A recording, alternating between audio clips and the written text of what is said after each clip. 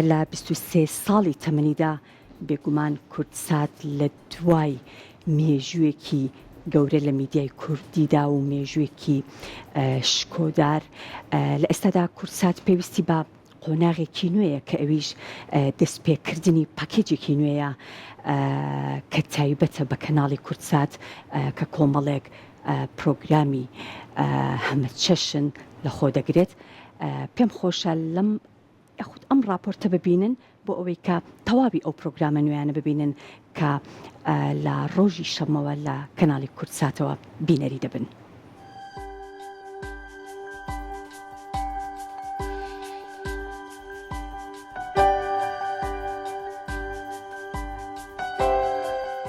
لە 23 ساڵی تەمەنیدا دەستگای میدیایی کورتسات بە چەندین قۆناغی جیادا تێپەڕیوە و هەوراز و نشێوی زۆری بەخۆوە بینیوە.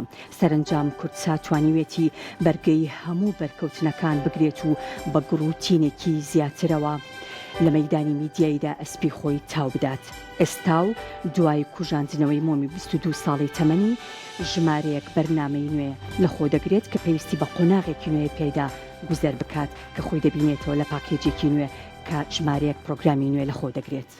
وەرزی نوێی کورتساتە زنجیرێک بەرنامەم بۆ ئامادەکردوون بە ناونیشانی کۆت باسی زانستە پەنهانەکانەکە، باسی ئەو ڕوودا و سەر و سروشتی و هەتا میتافیزی شاناکە کە ڕۆیە لە بەرنامەکە ڕوونیەکاتەوە ئەم شتانە چۆن ڕۆیان چۆن کاریگەری لەسەر ئێمە ینی ژمارەیەک ڕوودا و کە خەڵک ناوێرە باسیکە من لەم بەرنامەوەتان ڕوونەکەم.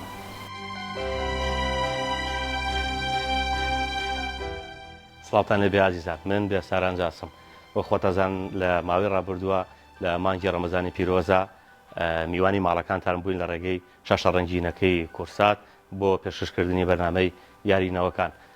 خۆم زۆر بە خۆشحاڵەزانم لێرۆ ڕایەگەێنم کە وەرزی نوێی بەرنامەی یارینەوەکان ڕادەگەینین کە هەموو شەوانێکی هەینی کاژمێرنۆ ئەبینە میوانی ماڵەکانتان. هیوادارم میوانێکی ڕۆحسووک و دەم بەخەندەمی. نۆستالژیای کورتسات بەردەوامە. لە ماوەی ڕابردوودا 24 پرۆگرامی تایبەت بە شاکارە هونەرمەندەکانی کوردستانمان پێشکەش کردن. بینەری وەرزی نوێی نۆستالژیای کورتسات بن تەنها لە شاشە جوانەکەی کورتسات.